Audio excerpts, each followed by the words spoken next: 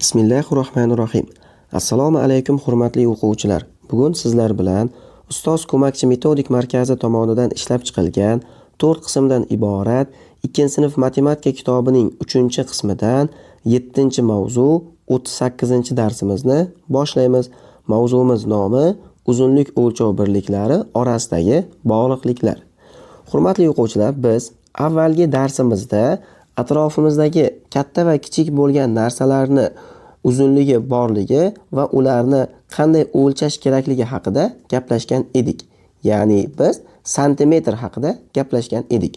Bugungi mavzumizda esa biz santimetrdan uzunroq bo'lgan va kaltaroq bo'lgan uzunliklar haqida batafsil o'rganib chiqamiz. Dastlab santimetrdan kichikroq bo'lgan uzunlik millimetr haqida gaplashamiz sizlar bilan.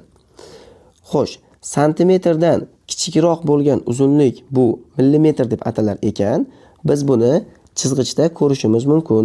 Masalan, 0 va 1 orasiga qaraydigan bo'lsak, bu raqamlar orasidagi uzunligimiz bizda 1 santimetrni bildirar edi. Endi bu 0 bilan 1 ni orasida ham bir nechta chiziqlar bor.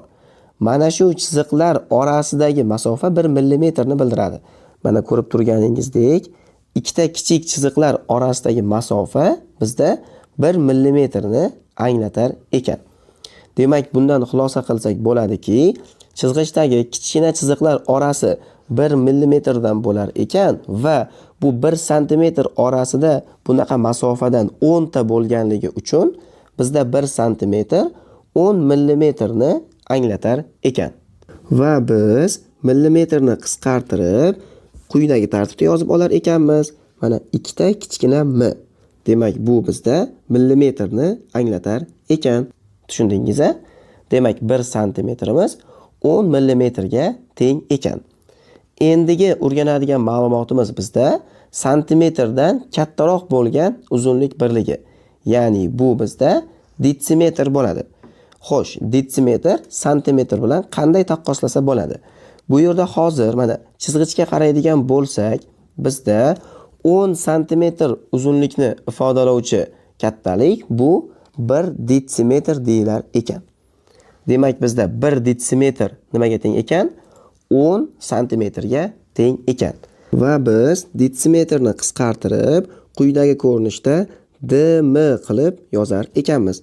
Demak, bu yozilgan dm bizda detsimetrni anglatar ekan.